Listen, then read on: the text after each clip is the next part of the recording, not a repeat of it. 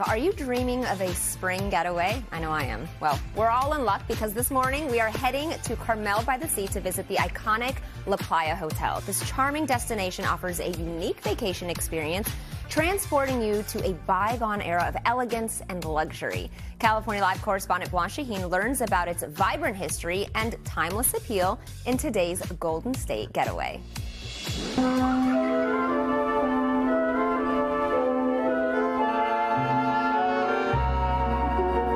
We're taking a tour of an historic hotel in Carmel-by-the-Sea, where the architecture, gardens, and corridors tell the story of a bygone era.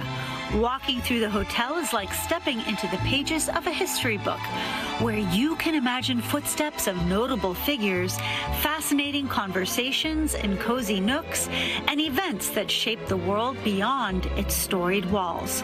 Welcome to La Playa Hotel. Mary, such a pleasure to meet you. I have to tell you, the second I walked through the doors, I fell in love with this hotel. And I know that there's so much history. Can you tell me about the origin of this hotel and why it was built?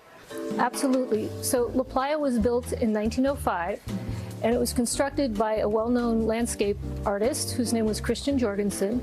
He was married to Angela Ghirardelli from the Ghirardelli chocolate family in San Francisco. They had been traveling California painting all of the missions. They got to Carmel, fell in love with the Carmel mission, and decided that it would be the perfect artist colony to settle in, and then went ahead and built the house.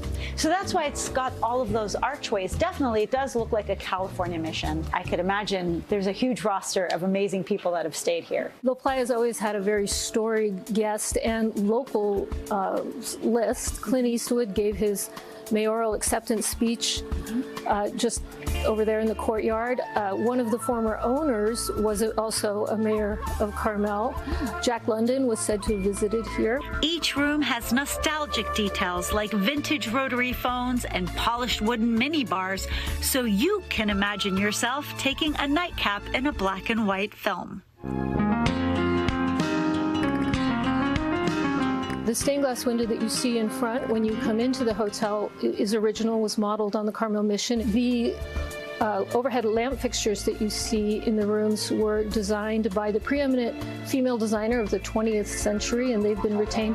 Not only was this the first hotel featuring a swimming pool, but the pool has legendary lore of its own. Now, I understand Steve Jobs was a visitor here, too. Tell me what happened with that story. Indeed, he was. Yeah. He used to come down here with his group, who called themselves at that time the Pirates, and they would do retreats here. In fact, the very first Apple Macintosh computer was unveiled here and christened with a bottle of water. On that famous visit, the Pirates were a little loud and a little rambunctious. They were skinny dipping in the pool. And Steve Jobs and friends were skinny dipping in the pool?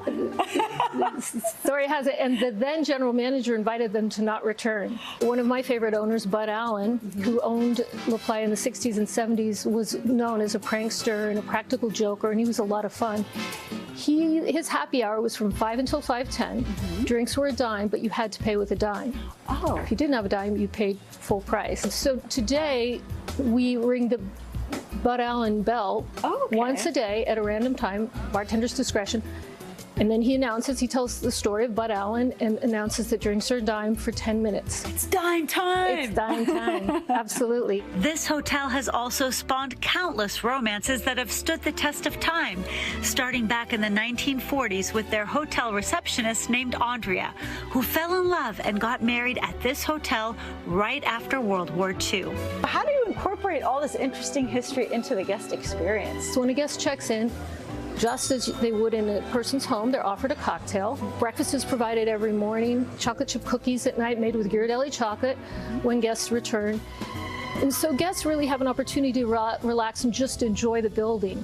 At Bud's, we have what we call the Cabinet Society. We have 54 liquor lockers, and we invite locals to keep a bottle here so that when they come in, they have their bottle, they have their friends, and it's a very storied and eclectic group of people. They're very open and friendly, and so it really enriches the guest experience when they can meet locals here. Throughout history, we've always offered all of the local organizations a place to meet and gather. So it's both a social hub and a community gathering place. Well, Mary, it's been a real treat to learn the history. Thank you so much for helping to preserve this place so that we could all enjoy it 100 years later. I hope you'll come back.